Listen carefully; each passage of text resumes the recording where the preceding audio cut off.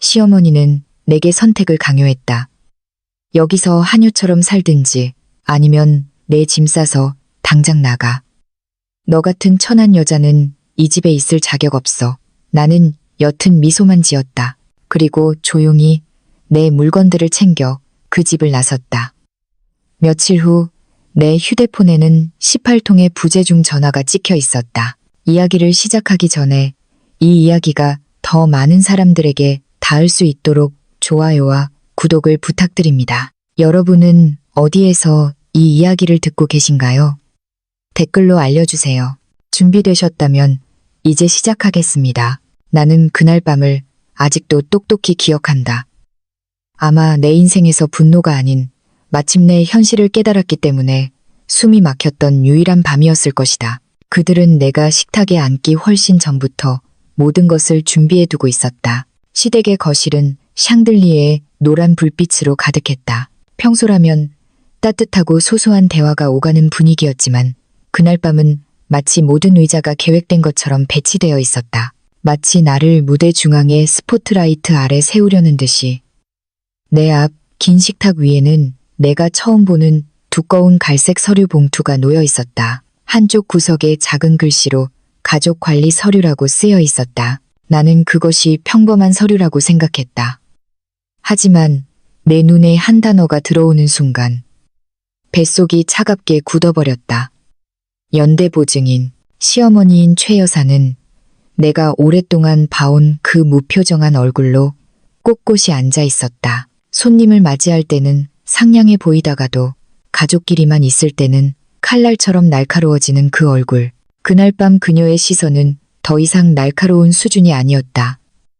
그것은 심판에 가까웠다. 그녀는 천천히 손을 뻗어 그 서류 봉투를 잡고는 마치 누군가의 죄증을 공개하려는 사람처럼 톡톡 쳤다.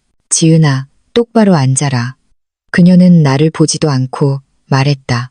목소리는 무언가를 억누르듯 묵직했다. 우리 가족으로서 이야기해야 할 게 있어. 가족으로서. 그 목소리는 내 가슴을 아프게 찔렀다. 그날 밤 그 누구의 얼굴에서도 가족이라는 표정을 찾아볼 수 없었기 때문이다. 심지어 평소 내 옆에 바싹 붙어 앉던 남편 민준마저도 마치 자기 아내보다 더 중요한 것이 있다는 듯 의자에 등을 기댄 채 게으르게 식탁만 내려다보고 있었다. 나는 침착하려 애썼다. 무슨 문제라도 있으세요, 어머님?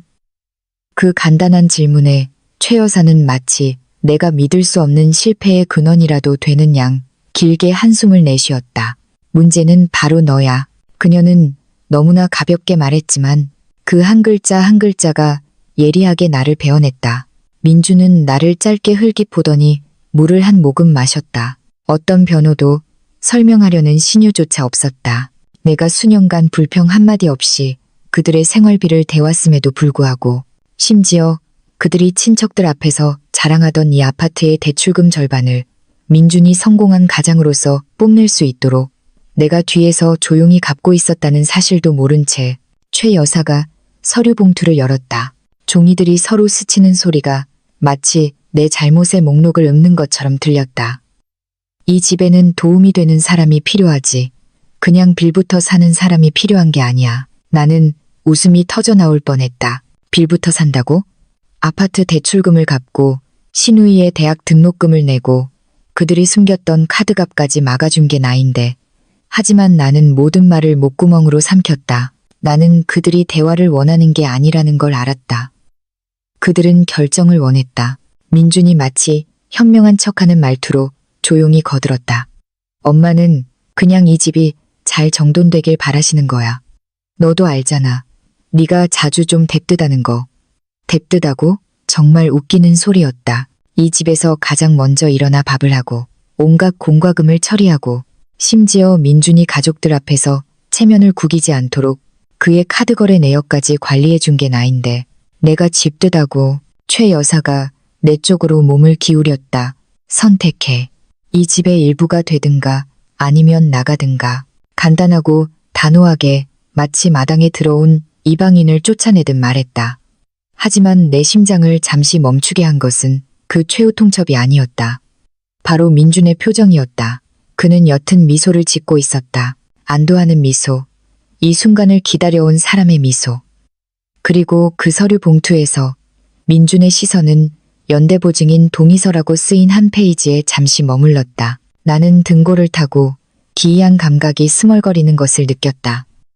마치 그들이 의도적으로 무언가를 꾸민 것 같았다. 내가 감정에 휩쓸려 연약한 상태로 집을 나가도록 유도하는 시나리오. 그러면 그들은 내 신분으로 무언가를 할 수 있게 되겠지. 최 여사의 말이 귓가에 울렸다. 이 집안의 규칙을 따를 수 없다면 오늘 밤 당장 내 발로 걸어나가. 나는 폭발하는 대신 천천히 일어섰다. 오히려 나의 침착함이 그들을 놀라게 한 듯했다. 알겠습니다. 나는 부드럽게 말했다. 제가 나가겠습니다. 식탁 위의 서류 봉투는 여전히 열려 있었고 내가 봐서는 안 될 단어들이 언뜻 보였다. 보증인, 개인정보, 동의서, 갑자기 단순한 행정 절차가 아니라 덫처럼 느껴지는 단어들이었다. 나는 가방을 챙겼다. 아무도 나를 막지 않았다. 민주는 일어서지도 않았다. 그리고 내가 현관문을 열고 밖으로 한 걸음 내딛었을 때 온몸을 차갑게 만드는 소리를 들었다. 민준이 아주 작게, 하지만 문이 닫히기 전에 내가 들을 수 있을 만큼 속삭였다. 됐어. 내일 바로 진행시켜.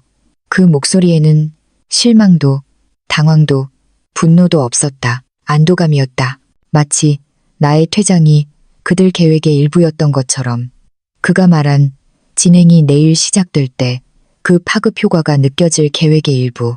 나는 형언할 수 없는 감정을 안고 걸어 나왔다. 두려움, 분노, 그리고 내가 이제 막 거대하고 어두운 무언가의 표면에 닿았을 뿐이라는 의심. 단순한 가족의 최후 통첩을 넘어선 내 이름이 연루된 그들이 이미 준비해둔 이제 내일이라는 단어 뒤에서 기다리고 있는 무언가. 그 집을 떠난 지 이틀. 내 삶은 고요했다. 아픈 고요함이 아니라 가슴이 숨을 쉴 수 있게 해주는 고요함이었다. 나는 친구의 작은 오피스텔에 잠시 머물렀다. 시어머니의 드라마도 수년간 내 어깨를 짓눌렀던 경멸적인 시선도 없는 곳이었다. 하지만 그 평온은 이틀째 아침까지만 지속되었다. 오전 6시 14분. 휴대폰이 울렸다. 민준에게서 온 전화였다.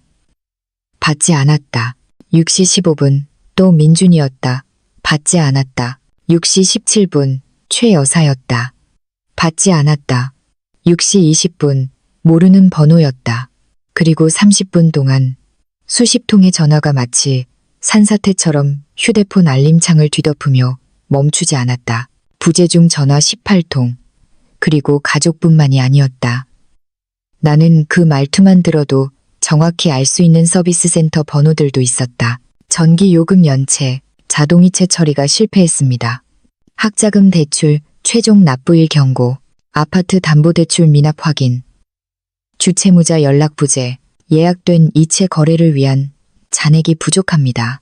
나는 혼란과 공포가 뒤섞인 채 휴대폰 화면을 응시했다.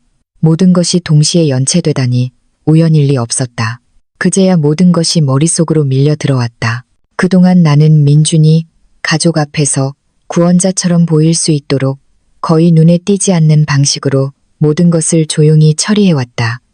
시스템은 완벽했다. 자동이체, 예약 송금, 제3자 계좌를 통한 결제, 모두 그의 체면을 지켜주기 위해 내가 설정한 것들이었다. 그리고 내가 그 집에서 아무것도 가져오지 않고 떠났기 때문에 내 개인 계정과의 연결을 끊자마자 모든 자동 결제가 멈춰버린 것이다.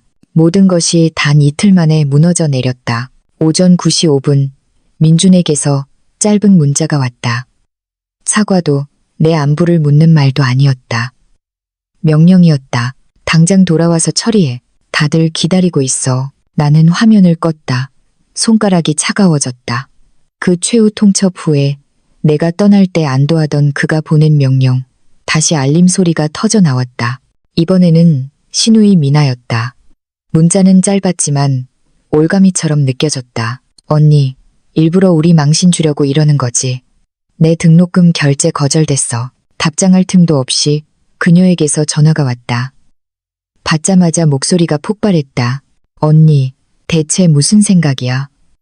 오늘 아침에 대출금 독촉하는 사람들이 집까지 찾아왔어. 3개월이나 연체됐다고 하더라. 우리 가족이 얼마나 창피했는지 알기나 해. 우리 가족? 웃기는 소리. 그동안 그 창피함을 막아준 건 나였는데. 나는 숨을 들이마시며 가슴속에서 들끓는 분노를 억눌렀다. 미나야, 나 이제 거기 안 살아. 나는 이미, 그러니까 돌아오라고. 언니가 이 모든 거 처리했잖아. 도망치지 마. 엄마 스트레스 받게 하지 말고 언니가 책임져. 내가 책임지라고? 수년간 그 집에 조용히 돈을 대준 게 나인데 이제 와서 내가 도망쳤다고 비난받고 있었다. 그녀의 분노 속에는 아직 표현되지 않은 또 다른 울림, 두려움이 있었다. 아까 걸려온 모든 전화 뒤에 숨어있던 것과 같은 두려움. 모두가 공황 상태였다. 내가 떠나서가 아니라 돈줄이 끊겼기 때문에 미나가 여전히 나를 쓸모없다며 비난하는 동안 나는 휴대폰을 귀에서 멀리 뗐다. 그들은 자신들의 안락한 삶을 지탱해준 모든 돈이 내 두 손에서 나왔다는 사실을 전혀 몰랐다. 나는 한마디 대꾸 없이 전화를 끊었다. 그때 또 다른 문자가 도착했다. 아파트 담보대출 회사였다. 주채무자와 연락이 되지 않아 안내드립니다. 2차 연락처인 박지은님의 확인 부탁드립니다. 나는 읽기를 멈췄다. 주채무자, 2차 연락처, 내 이름. 나는 휴대폰을 더 꽉 쥐었다. 순간 이틀 전 밤의 기억이 되살아났다. 식탁 위에 갈색 서류 봉투, 연대보 증인이라는 단어, 그리고 됐어. 내일 바로 진행시켜라고 차분하게 속삭이던 민준. 그들은 내 이름으로 대체 무슨 짓을 한 걸까? 그리고 왜 모든 청구서가 마치 내가 다시 나타나기만을 기다렸다는 듯이 터져 나온 걸까? 목덜미부터 등뼈까지 차가운 기운이 스며드는 것을 느꼈다. 이건 단순히 연체된 청구서보다 훨씬 더 큰 문제였다. 그들이 쫓고 있는 무언가. 내가 돌아가지 않으면 그들을 위협할 무언가가 있었다. 그리고 나는 이제 막 그 표면을 건드렸을 뿐이었다. 나는 냉정한 머리가 필요했다. 그들을 위해서가 아니라 나 자신을 위해서. 쏟아지는 모든 전화와 욕설, 문자들 속에서 시댁의 분노보다 더 무섭게 느껴지는 한 가지가 있었다. 내 이름이 있어서는 안 될 곳에 올라가 있었다는 사실. 보증인으로 2차 연락처로 내가 알지도 못하는 빚의 비상 연락망으로 그날 아침 나는 그동안 조용히 모든 것을 지켜봐 온 한 사람을 만나기로 결심했다. 김 변호사님, 돌아가신 아버지의 친구이자 아무리 흐릿한 문제의 흔적이라도 읽어낼 수 있는 유일한 사람이었다. 우리는 그녀의 깔끔한 사무실에서 만났다. 밝은 조명이 벽에 꽂힌 법률 서류들을 비추었고 진한 커피 향이 공간을 가득 메웠다. 어째서인지 그녀 앞에 앉자마자 나는 마치 위험지대에서 막 빠져나온 환자가 된 기분이었다. 천천히 설명해봐요. 그녀의 목소리는 차분하고 중립적이었다. 편을 들지도 내 아픔을 가볍게 여기지도 않았다. 나는 모든 알림, 문자, 그리고 그동안 내가 해왔던 결제 내역 캡처 화면을 열어보였다. 내 계좌를 통해 설정했던 아파트 대출금 자동이체 내역, 미나의 학교로 매달 보냈던 송금 기록, 예전에 동네에 소문이 돌았던 카드값 연체를 막아줬던 결제 내역까지, 그리고 민준의 체면을 지켜주기 위해 숨겨왔던 하나하나의 이체 증거들을 그녀에게 보여주었다. 김 변호사님은 모든 증거를 눈도 깜빡이지 않고 쳐다보았다. 지은 씨, 그녀가 조용히 말했다. 지은 씨, 본인이 그 집의 재정적 기둥이었다는 거 알고 있었어요? 다른 사람의 입을 통해 내가 그동안 억눌러왔던 현실을 듣는 것은 너무나 명백한 진실에 뺨을 맞은 것 같은 기분이었다. 나는 침묵했다. 두 사람의 관계는 오래전부터 불균형했어요. 남편은 가장이라는 이미지를 지키고 지은 씨는 그 모든 균열을 메우고 있었던 거죠. 나는 고개를 숙였다. 저는 그냥 민준 씨가 가족들 앞에서 존중받길 바랐어요. 그가 창피당하는 걸 원치 않았어요. 그 대가로 김 변호사님의 목소리가 조금 커졌다. 그들은 당신이 짐이라는 서사를 만들어냈군요. 심장이 쿵 내려앉았다. 내가 겪었던 모든 모욕적인 말들, 최 여사의 은근한 비난, 민준의 빈정거림, 신우이의 불평, 모든 것이 갑자기 하나의 거대한 그림을 형성하는 퍼즐 조각처럼 느껴졌다. 내가 상상했던 것보다 훨씬 더 어두운 그림. 변호사님, 내 목소리가 갈라졌다.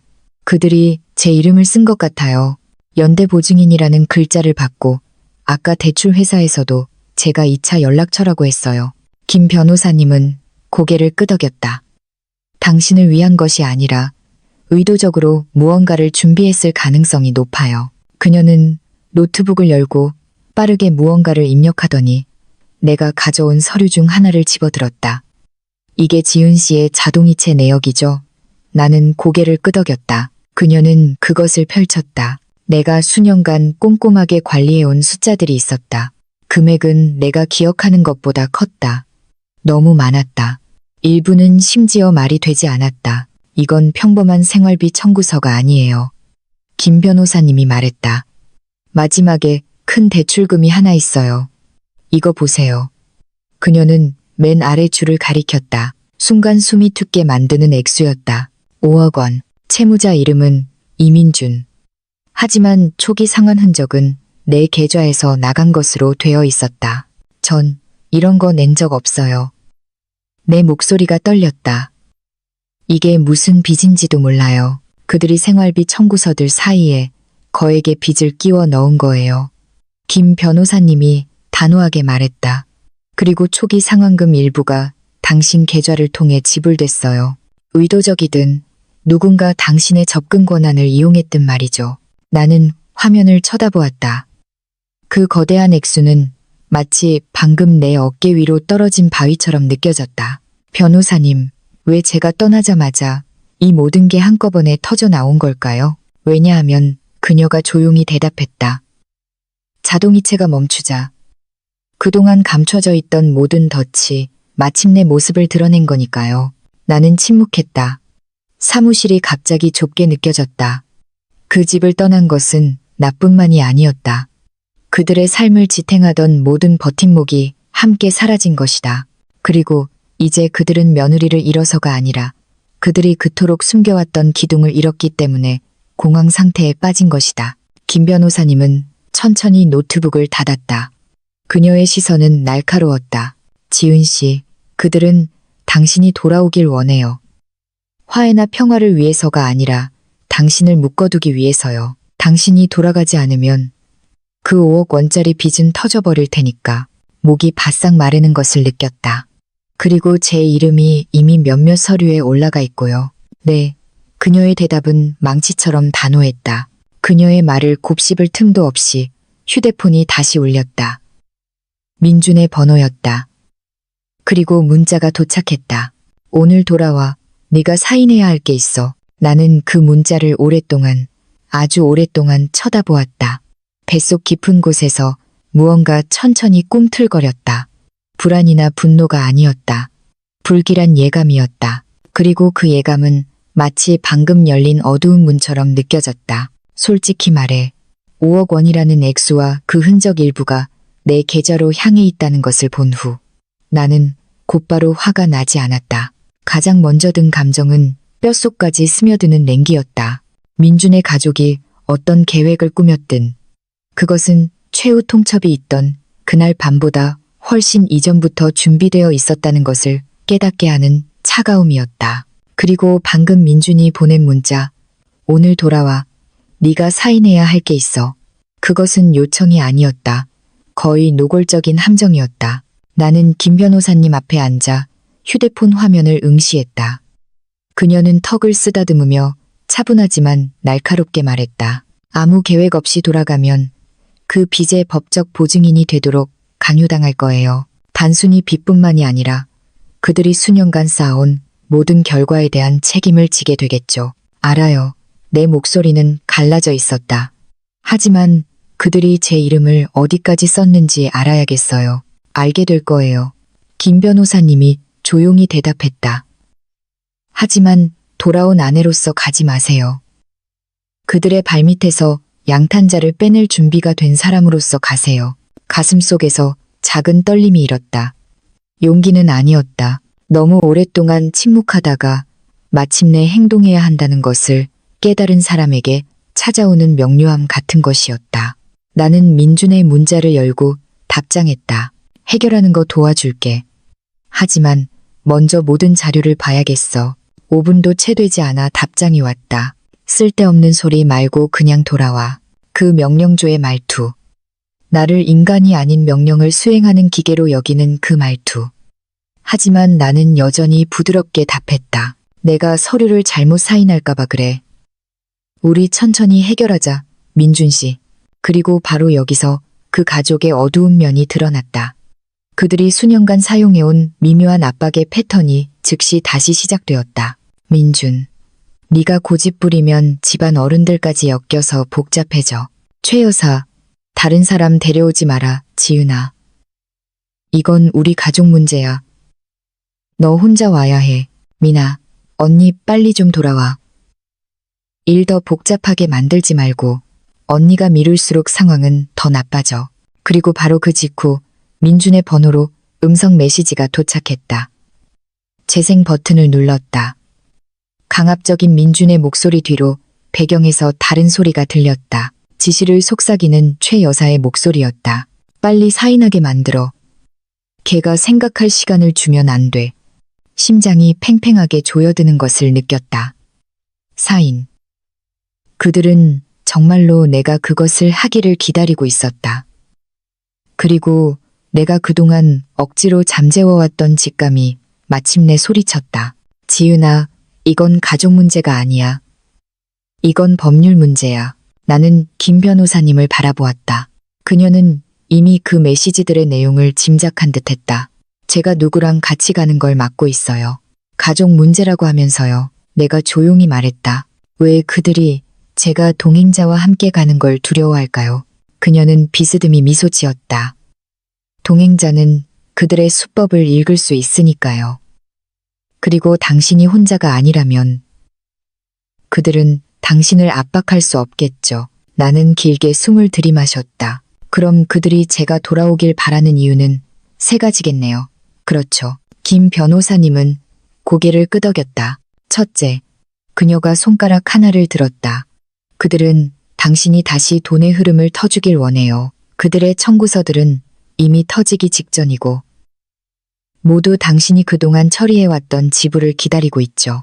둘째, 그녀가 말을 이었다. 그들은 당신이 무언가에 서명하길 원해요. 그 가족 관리 서류는 단순한 서류가 아니에요. 법적 책임을 당신에게 전가하는 문서죠. 뱃속이 단단하게 굳어지는 것을 느꼈다. 그리고 셋째, 김 변호사님의 목소리가 낮아졌다. 그들은 그 거액의 빚이 터졌을 때 당신을 방패막이로 삼고 싶어 해요. 채권자들이 들이닥쳤을 때 그들은 내세울 이름 하나가 필요하고 그 이름이 바로 당신인 거죠. 내가 속삭였다. 네, 그녀의 대답은 단호했고 어떤 완충 장치도 없었다. 몇 초 동안 사무실은 마치 무중력 상태인 것처럼 느껴졌다. 무작위로 흩어져 있던 모든 퍼즐 조각이 이제 하나로 맞춰지기 시작했다. 그날 밤에 최후 통첩은 즉흥적인 것이 아니었다. 민주는 화가 난 게 아니었다. 그는 안도했다. 갈색 서류 봉투는 평범한 문서가 아니었다. 자동이체가 멈추자 모든 청구서가 동시에 터져 나왔고 이제 그들은 나를 부르짖고 있었다. 그리워서도 걱정해서도 아니었다. 공황 상태였기 때문이다. 나 없이는 그들은 방패로 내세울 사람이 아무도 없었다. 김 변호사님은 나를 신중하게 바라보았다. 지은 씨, 만약 가기로 결정한다면 준비해야 해요. 그들은 당신이 서류를 읽을 틈도 없이 서명하도록 당신의 정신을 무너뜨리려 할 거예요. 알아요. 나는 조용하지만 단호하게 대답했다. 그리고 전략 없이 간다면 김 변호사님이 몸을 기울였다. 그녀의 시선은 칼날처럼 날카로웠다. 당신은 가족이 아니라 재물로 돌아가는 거예요. 재물이라는 단어가 내 머릿속에 차갑고 무섭게 박혔다. 그리고 내가 마음을 다잡기도 전에 휴대폰이 다시 울렸다. 민준이었다. 내가 오늘 오지 않으면 우리 다 망해. 그리고 그건 전부 내 탓이야. 내 탓. 항상 내 탓이었다. 하지만 처음으로 나는 이번에 진짜로 망하는 것을 두려워하는 쪽은 그들이라는 것을 확실히 알았다. 해질녘, 나는 결정을 내렸다. 돌아가야만 했다. 순종적인 며느리로서도 굴복할 아내로서도 아니었다. 그들의 게임판 전체를 이미 본 사람으로서 돌아가는 것이다. 하지만 이 역할을 수행하기 위해서는 먼저 한 가지를 해야 했다. 내가 여전히 그들이 통제할 수 있는 박지은이라고 믿게 만드는 것. 최 여사 같은 사람은 자신이 이겼다고 느낄 때만 가면을 벗기 때문이다. 그리고 나는 그들의 진짜 얼굴이 필요했다. 그들이 녹음되고 있다는 사실을 모른 채 드러내는 진짜 얼굴. 그날 밤 나는 민준에게 문자를 보냈다. 알았어. 내일 갈게. 민준의 답장은 1분도 채 걸리지 않았다. 마치 문 앞에서 기다리고 있던 사람처럼 너무 빨랐다. 좋아. 가서 전부 해결하자. 그리고 또 다른 짧은 문자가 왔다. 딴 생각하지 마. 박지은. 나는 그 문자를 읽으며 옅은 미소를 지었다. 궁지에 몰린 사람은 실수를 하기 마련이고 그의 가족은 이미 숨길 수 없는 공황 상태에 빠져 있었다. 얼마 지나지 않아 휴대폰이 다시 울렸다. 최 여사의 음성 메시지였다. 나에게 거의 한 번도 부드러웠던 적 없는 목소리가 이제 억지로 쥐어짜낸 꿀처럼 달콤하게 들렸다. 지은아, 내일 오렴. 응? 엄마는 그냥 모든 게 다시 좋아졌으면 좋겠어. 너도 힘들었을 텐데. 이제 그만하고 집에 와. 우리 냉정하게 이야기하자. 나는 잠시 눈을 감았다. 그 부드러운 목소리가 오히려 욕설보다 더 날카롭게 찔렀다. 나는 최 여사에게는 두 가지 모두밖에 없다는 것을 알았다. 차가운 독재자 혹은 달콤한 독약. 그리고 그날 밤의 달콤함은 진심이 아니었다. 그것은 미끼였다. 너무 달콤하네요. 내 옆에서 음성 메시지를 같이 듣던 김 변호사님이 중얼거렸다. 보통 함정에 빠뜨리기 직전에 조종이 최고조에 달하죠. 나는 고개를 끄덕였다. 변호사님, 모든 걸 준비하죠. 그녀는 가방에서 2개의 물건을 꺼냈다. 주머니에 숨길 수 있는 작은 녹음기와 원격으로 나를 모니터링하고 자동으로 보안 조치를 할 수 있는 연결 앱이었다. 혼자 가는 게 아니에요. 나와 우리 팀, 그리고 이미 모이기 시작한 증거들이 함께 있어요. 돌아갈 장소는 그 집으로 하되 안전하게 녹음할 지점을 정하죠. 나는 그 물건들을 오랫동안 바라보았다. 내 몸의 한쪽은 여전히 그들이 수년간 쌓아온 감정적 상처의 그림자에 덮여 있었다. 하지만 다른 한쪽, 더 강한 쪽이 마침내 깨어나고 있었다. 변호사님, 내가 조용히 말했다. 자동이체도 단계적으로 끊어주세요. 그들의 압박이 더 명확하게 드러나도록요. 김 변호사님은 옅게 미소 지었다. 아주 좋은 계획이에요. 궁지에 몰린 사람은 더 많고 더 솔직한 이야기를 하게 되죠. 우리는 밤늦게까지 전략을 짰다. 내가 앉을 위치, 압박에 대응하는 방법, 그들이 거칠게 나올 경우 내가 해야 할 말, 그리고 김 변호사님의 팀이 움직일 신호를 보내야 할 타이밍까지. 잠들기 전 마지막으로 휴대폰을 확인했다. 민준에게서 온 새로운 문자가 있었다. 인사치레는 됐고 넌 그냥 사인만 해. 그럼 모든 게 해결돼. 나는 그 화면을 오랫동안 온몸에 소름이 돋을 때까지 쳐다보았다. 정확했다. 그들은 나를 아내로 필요로 하지 않았다. 가족으로도 필요로 하지 않았다.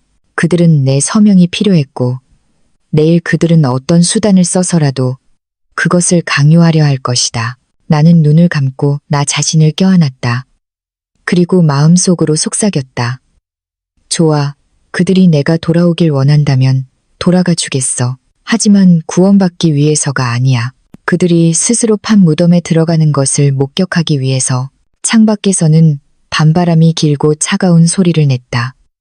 내일 그들이 그토록 숨겨왔던 것들이 드러나기 시작할 것이다. 그리고 나는 그 한가운데에 앉아 연약한 척할 것이다.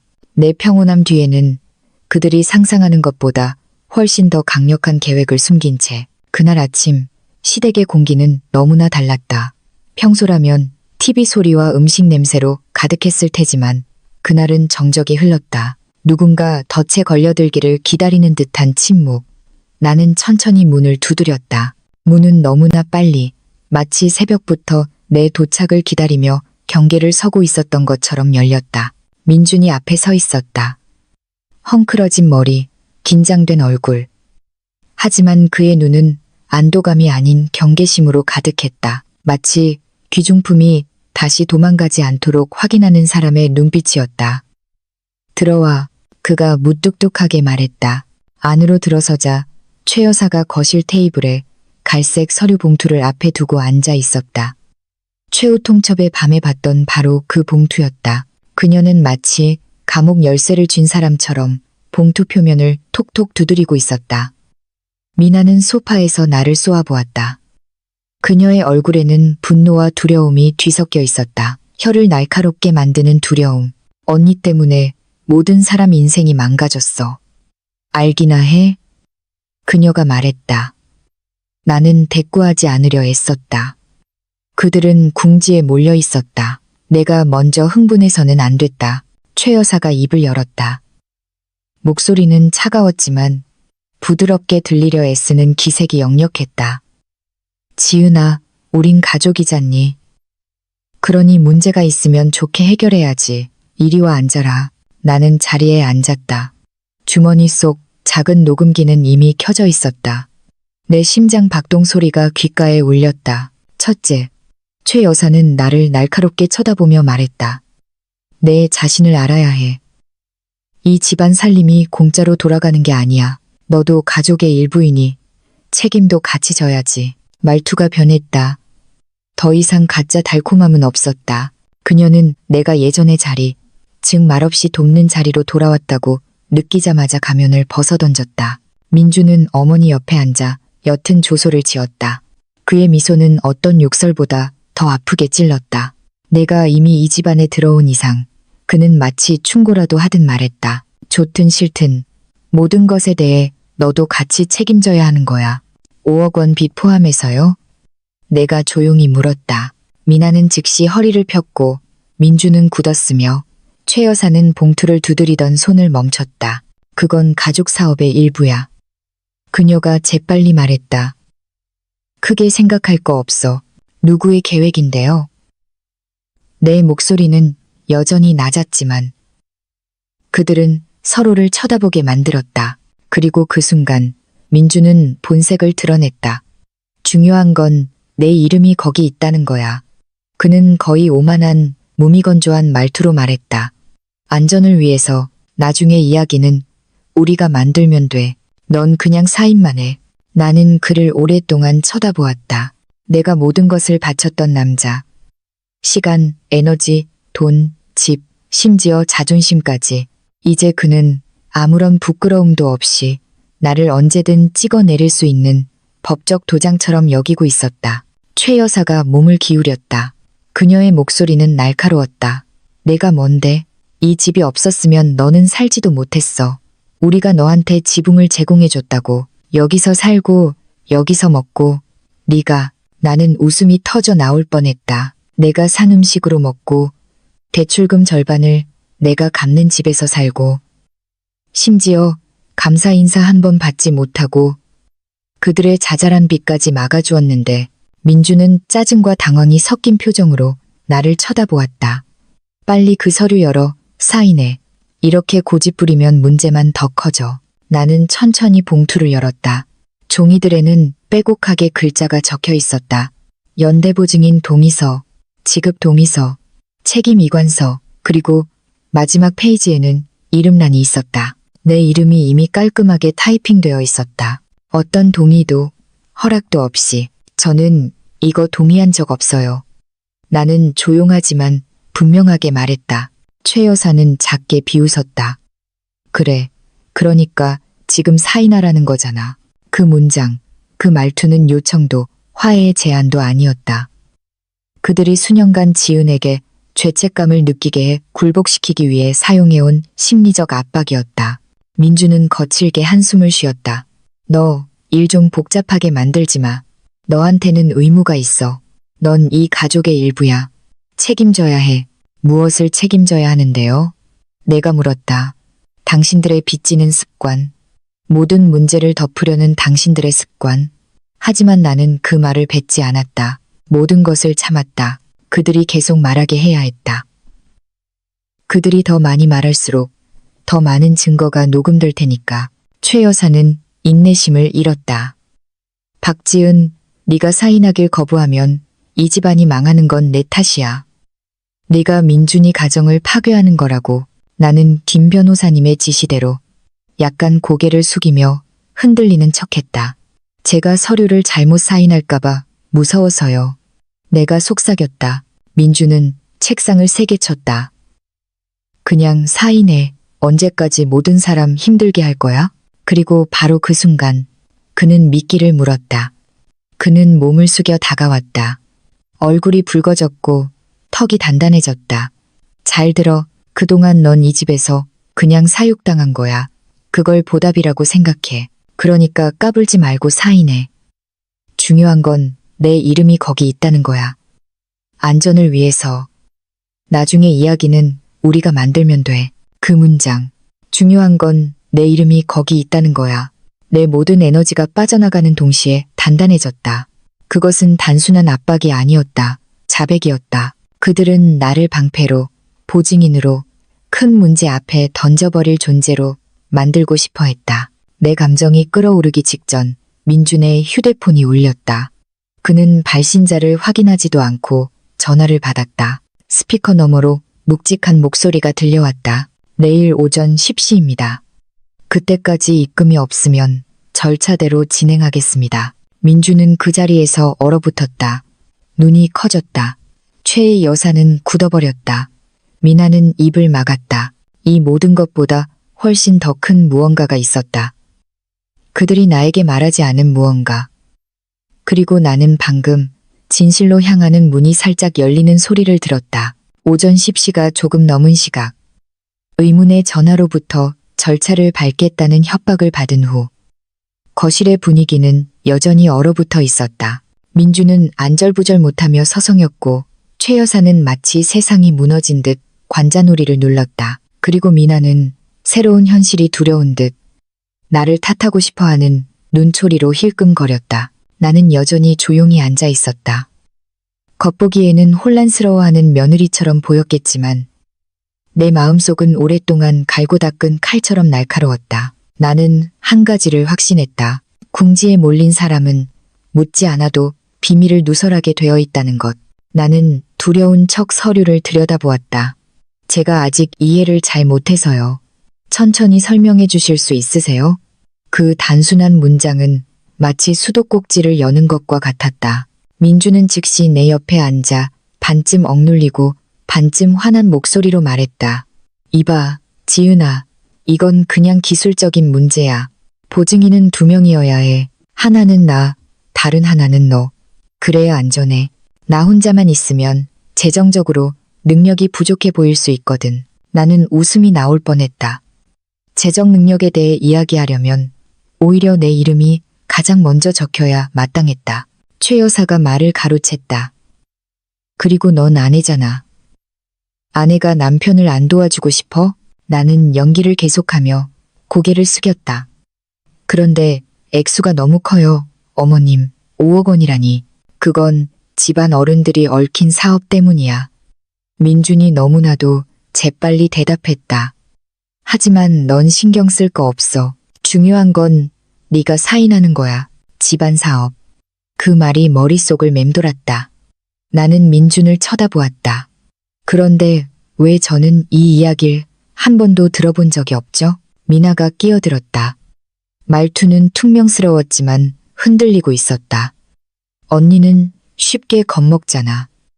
그래서 엄마랑 오빠가 말 안 한 거야. 언니한테 말해주면 오히려 더 시끄러워진다고. 그것은 형편없는 변명이었다. 너무 감정적이고 너무 솔직했다. 나는 침을 삼키는 척했다. 그럼 그동안 제가 냈던 모든 돈이 이걸 막기 위한 거였어요? 세 사람은 침묵에 잠겨 서로를 쳐다보았다. 당황한 기색이 역력했다. 그리고 바로 여기서 황금 같은 순간이 찾아왔다. 최 여사가 통제력을 잃고 짜증 섞인 한숨을 내쉬었다. 한마디가 무심코 튀어나왔다. 네가 뒤에서 몰래 갚아주지 않았으면 이 아파트 진작에 은행에 넘어갔어. 방 안의 공기가 멈췄다. 민주는 반사적으로 재빨리 돌아보았다. 엄마, 하지만 너무 늦었다. 모든 것이 녹음되었다. 나는 입을 가리며 충격받은 척했다. 반면 마음속에서는 무언가 조용히 터져나오는 것을 느꼈다. 승리감이 아니라 확신이었다. 그들은 인정했다. 그동안 내가 돈을 냈다는 것을, 내가 그들의 삶을 지탱했다는 것을, 내가 그들을 친척들 앞에서 당당하게 설 수 있게 만들어 주었다는 것을. 민주는 좌절감에 책상을 가볍게 쳤다. 지은아, 잘 들어. 지금 중요한 건 일단 이걸 해결하는 거야. 내일 오전 10시. 그거 장난 아니야. 그때까지 해결 못하면 결과가 아주 심각해. 어떤 결과인데요? 내가 부드럽게 물었다. 한 번도 제대로 설명해 주신 적 없잖아요. 민준의 얼굴이 어두워졌다. 그가 숨기고 싶은 무언가가 있었다.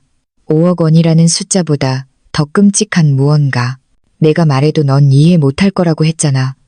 그는 날카롭게 소리쳤다. 이건 남자들 사업 문제야. 넌 끼어들지 마. 최 여사가 재빨리 고개를 끄덕이며 덧붙였다. 넌 그냥 사인만 해. 그래야 모든 게 순조롭게 풀리지. 이 집안 망가지는 거 보고 싶어? 망가졌다고? 이 가족은 내가 없어도 이미 망가져 있었다. 나는 천천히 눈을 깜빡이며 두려워하는 모습을 보이려 애썼다. 제가 사인하면 나중에 제가 다 뒤집어 쓰는 거 아니에요. 그건 그냥 형식적인 거야. 민준이 짜증스럽게 비웃었다. 안전을 위해서 그냥 지나쳐야 할 말이었지만 나는 일부러 다시 미끼를 던졌다. 안전이요? 누구를 위해서요? 처음으로 아무도 대답하지 않았다. 두꺼운 담요처럼 거실을 감싸는 침묵만이 흘렀다. 그때 그들이 변명을 찾지 못해 당황하던 바로 그 순간 밖에서 조용한 노크 소리가 들렸다. 미나는 창밖을 내다보더니 얼굴이 하얗게 질렸다. 오, 오빠. 그녀의 목소리가 떨렸다. 그 사람들 또 왔어. 민주는 떨리는 손으로 휴대폰을 집어들었다. 알림이 울렸다. 그는 문자를 읽더니 얼굴이 무너져 내렸다. 2차 경고. 내일 오전 10시 절차에 따라 처리될 예정입니다. 그 문장은 마치 그들의 남은 자존심을 내리치는 망치와도 같았다. 나는 그들이 그동안 나에게 숨겨왔던 공포 속으로 가라앉는 것을 조용히 지켜보았다. 그리고 민준이 막 욕설을 내뱉으려는 순간 내 휴대폰이 울렸다. 발신인은 김 변호사님이었다. 메시지는 짧았다. 지은 씨, 모든 게 맞아떨어져요. 흔적을 찾았어요. 그들은 단순히 빚만 진 게 아니에요. 조작했어요. 증거는 준비됐습니다. 나는 그 자리에 멈춰섰다. 놀라서가 아니었다. 이 게임의 방향이 막 바뀌었고 그들은 그것을 깨닫지 못하고 있다는 것을 알았기 때문이다. 그들이 나를 위해 파놓은 구덩이가 이제 바로 그들의 발밑에서 입을 벌리고 있었다. 김 변호사님의 문자를 받은 후 나는 한 가지를 확신했다. 나는 더 이상 혼자가 아니었다. 이제 그들의 입에서 나오는 모든 말은 상처가 아니라 증거였고 그 증거는 서서히 그들이 피할 수 없는 망치가 될 것이었다. 그날 오후 나는 임시로 머물던 곳으로 돌아왔다. 문을 닫자마자 민준의 가족 단톡방 알림으로 휴대폰이 폭발했다. 평소 그 단톡방은 명절이나 최 여사가 아들의 성공을 자랑하고 싶을 때만 시끄러웠다. 하지만 이번에는 분위기가 달랐다. 메시지들은 민준을 칭찬하거나 가족을 자랑하는 내용이 아니었다. 의심 가득한 질문들이었다. 민준이네 집에 대출금 독촉하는 사람들 찾아왔다는데 사실이야? 미나 등록금이 3개월이나 밀렸다던데 전기 끊겼다는 게 진짜니? 민준아, 무슨 일이야? 사업은 괜찮은 거고? 그리고 내 숨을 텄게 한 메시지가 하나 있었다. 그 아파트. 그동안 지은이가 돈 내고 있었다는 거. 우리 이제 알았네. 시간이 멈춘 것 같았다. 나는 그 화면을 오랫동안 바라보았다. 마침내 내가 그토록 단단히 지켜왔던 조각들. 매달의 생활비, 한밤중의 송금, 아무도 몰랐던 아파트 대출금. 이 모든 것이 드러나기 시작했다. 그리고 그들은 공황에 빠졌다. 민준과 최 여사뿐만이 아니었다. 그들의 허상을 칭찬해왔던 모든 친척들이었다. 몇 분 후 김 변호사님에게서 전화가 왔다. 지은 씨, 남편 가족 단톡방 봤어요? 그녀의 목소리는 차분했지만 만족감이 묻어났다. 그들은 추락하고 있어요. 당신 때문이 아니라 진실이 드러나기 시작했기 때문이죠. 나는 조용히 한숨을 내쉬었다. 이건 시작에 불과하겠죠? 시작에 불과하죠. 그녀가 대답했다. 당신이 준 이체 증거들을 몇몇 친척들에게 보냈어요. 이제 그들은 더 이상 부인할 수 없어요. 이제 사회적 부담이 뒤바뀌었죠. 참 아이러니하네요. 당신을 짐이라고 비난했던 사람들이 이제 왜 당신 돈으로 살아왔는지 설명해야만 하니까요. 나는 눈을 감았다. 오래된 상처가 마침내 숨을 쉬는 듯한 기분이었다. 하지만 이야기는 아직 끝나지 않았다. 끝나지 않았다. 10분 후 민준이 혼란스러운 목소리로 내게 전화를 걸었다. 내가 집안 어른들한테 무슨 말을 한 거야? 왜 우리 집안일을 퍼뜨리고 다녀? 그는 헐떡였다. 화가 난 게 아니라 절망에 빠져 있었다. 마침내 자신의 거짓말을 지탱할 버팀목이 바닥난 사람의 목소리였다. 나는 아무 말도 안 했어. 내가 무미건조하게 대답했다. 아마 그들이 당신들이 그토록 숨겨왔던 증거를 이제야 본 거겠지. 전화 너머로 무언가 떨어지는 소리가 들렸다. 유리잔인지 접시인지 모를 소리. 최 여사가 휴대폰을 빼앗았다. 지은아, 너 정말 너무하는구나. 모두가 대출금이며 네가 보낸 돈이며. 그녀는 말을 멈췄다. 현실이 그녀의 뺨을 때렸다. 그녀는 자신이 가장 깊이 숨겨왔던 문장, 즉 내가 그들의 삶을 지탱했다는 말을 거의 내뱉을 뻔했다. 하지만 너무 늦었다. 이미 손상은 발생했다. 저는 그냥 사실을 설명했을 뿐이에요. 내가 차갑게 말했다. 그동안 당신들은 민준 씨는 성공했고 저는 짐이라는 이야기를 만들어냈죠. 하지만 이제 누가 진짜로 모든 것을 지탱하고 있었는지 모두가 알게 됐어요. 전화기 너머로 긴 침묵이 흘렀다. 마치 그 집이 안에서부터 균열이 가는 듯한 침묵이었다. 민준이 다시 말했다. 목소리는 이전보다 더 낮고 더 애원하는 듯했다. 지은아, 제발 이번 한 번만 우리를 도와줘. 이 일만 해결되면 내가 약속할게. 우리 다시 시작할 수 있어. 이 모든 거 바로잡을 수 있다고. 나는 당황한 발소리, 문이 쾅 닫히는 소리, 누군가 오는 소리를 들었다. 미나인 것 같았다. 그 집은 완전한 공황 상태에 빠져 있었다. 하지만 그들이 벼랑 끝에 몰렸다는 것을 깨닫게 한 것은 다음 말이었다. 사업이 하나 실패했어. 그래서 내 도움으로 막으려고 했고 금방 자금을 회수할 수 있을 거라고 생각했는데 나는 더 이상 듣지 않았다.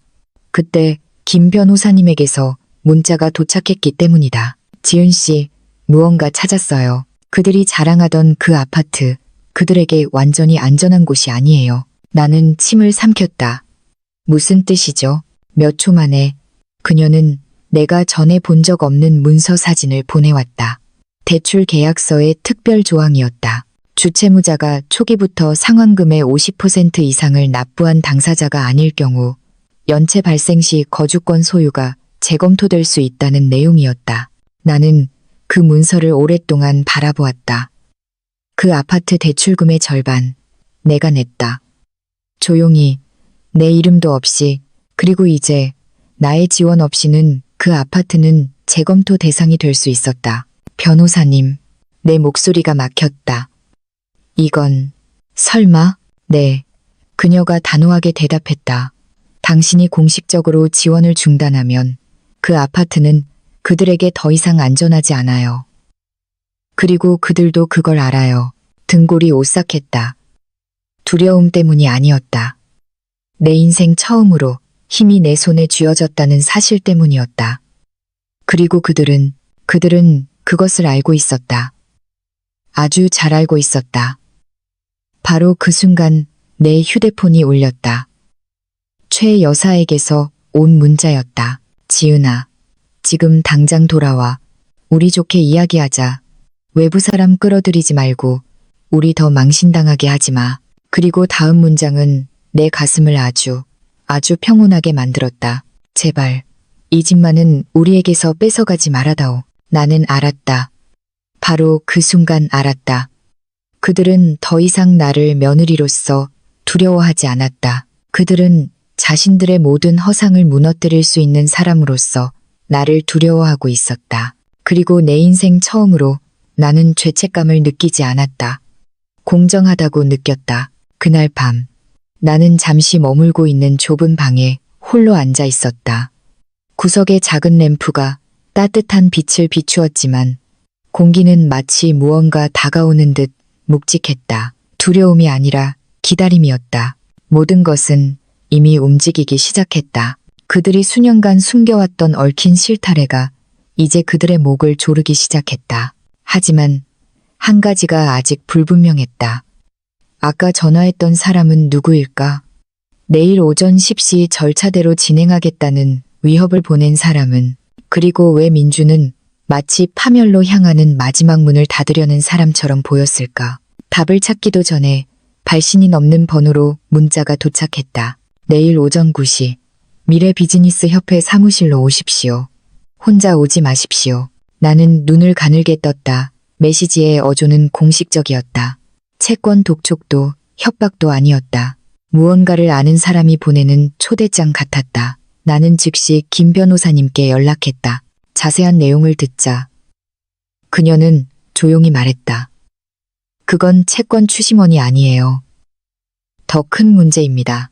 더 크다니요. 민준 씨와 그 가족은 단순히 청구서 문제만 있는 게 아니에요. 그들이 주장하는 사업 내부에 횡령의 흔적이 있어요.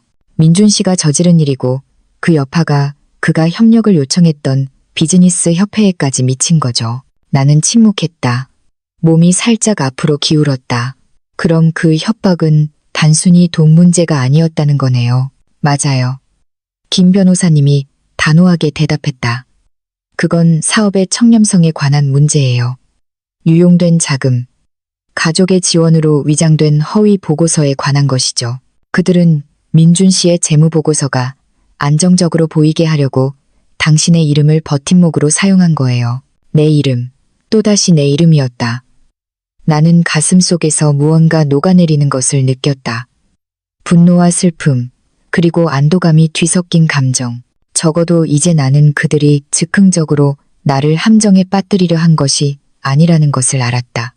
그들은 이보다 훨씬 전부터 내가 무너지기를 기다리고 있었다. 그리고 내일 모든 것이 밝혀질 것이다.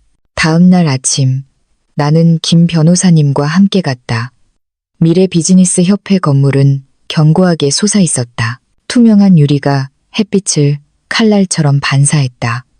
아는 정장을 입은 사람들, 긴 테이블, 커피향, 그리고 회의의 속삭임으로 가득했다. 어젯밤에 혼란스러웠던 시댁과는 전혀 다른 분위기였다. 우리는 큰 회의에 앞서 작은 회의실로 안내받았다. 얼마 지나지 않아 문이 열리고 한 남자가 들어왔다. 키가 크고 단정했으며 얼굴은 단호했다. 그는 먼저 김 변호사님께 인사를 건넨 후 정중하지만 평가하는 듯한 미소로 나를 바라보았다. 박지은 씨, 저는 강이사라고 합니다. 이 협회의 책임자이자 이민준 씨가 제안했던 프로젝트의 담당자입니다. 강이사. 그 이름은 민준과 최 여사의 메시지에서 몇 번 등장했다. 그들이 영향력 있는 리더, 성공으로 가는 마지막 문, 그들을 구해줄 수 있다고 믿었던 사람이었다. 하지만 강이사의 눈빛을 보자마자 나는 그들이 잘못된 사람을 압박했다는 것을 바로 알았다. 그는 희미한 놀라움을 담은 눈으로 나를 바라보았다. 저는 지은 씨의 자료를 이미 검토했습니다. 나는 굳어졌다. 제 자료요? 네. 강이사는 앞에 놓인 태블릿을 밀었다. 거액의 꾸준한 이체 기록. 지은 씨의 이름은 재정적 후원자로 기재되어 있지만 어떤 사업 구조에도 등록되어 있지 않더군요. 나는 침을 삼켰다. 강이사는 몸이 건조하지만 단호한 어조로 말을 이었다. 박지은 씨, 당신은 이민준 씨의 프로젝트의 일부가 아니지만 그들의 보고서는 마치 당신을 가족 자본 제공자인 것처럼 묘사하고 있습니다. 그것은 조작입니다. 나는 김 변호사님이 곧 다가올 일에 대비해 등을 꼿꼿이 펴는 것을 느꼈다. 그리고 저희가 당신을 부른 이유는 강 이사는 길게 숨을 들이마셨다. 이민준 씨가 당신의 이름을 개인 보증으로 사용하여 협력 연장을 신청했기 때문입니다. 다리에 힘이 풀리는 것 같았다. 개인 보증. 그것은 빚과 손실에 대한 최종 책임을 지는 사람으로 지정되는 법적 용어였다. 강 이사는 고개를 끄덕였다. 당신의 동의 없이 말이죠. 그것은 문장이 아니었다. 선고였다. 나는 손바닥으로 입을 막았다. 온몸이 미세하게 떨렸다. 두려워서가 아니었다. 너무 오랫동안 억눌러왔던 분노가 마침내 그 목적지를 찾았기 때문이었다. 강 이사는 민준처럼 나를 얕보는 것이 아니라 존중하는 눈빛으로 말을 이었다. 저는 당신이 알아야 한다고 생각했습니다. 저와 협회팀은 이미 그들의 제안을 거절했습니다. 이민준 씨는 리스크를 숨기고 재정 안정성을 위조했으며 당신의 이름을 부당하게 사용했습니다. 회의실 유리 너머로 민준과 최 여사, 그리고 미나가 대기실에 앉아 있는 것이 보였다. 민준은 계속해서 머리를 감싸 쥐었고 최 여사는 땀을 닦는 듯 보였다. 미나는 작게 울고 있었다. 그들은 정말로 강 이사가 구원자가 될 것이라고 생각했던 것이다. 하지만 강 이사는 협력은 취소되었습니다. 오늘부로 당신들의 접근은 차단됩니다. 라는 한 문장으로 모든 문을 닫아버렸다. 나는 이보다 더 조용하고 정확한 처벌을 본 적이 없었다. 강 이사는 이어서 나를 바라보았다.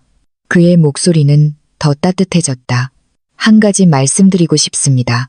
저희는 당신이 그저 빌부터 사는 아내가 아니라는 것을 압니다. 당신은 무언가를 세우고 일하고 문제를 해결하고 다른 사람의 체면을 지켜주기 위해 침묵을 지킨 사람입니다. 눈시울이 뜨거워졌다. 처음으로 누군가가 나를 있는 그대로 봐주었다. 그렇기 때문에 그가 말을 이었다.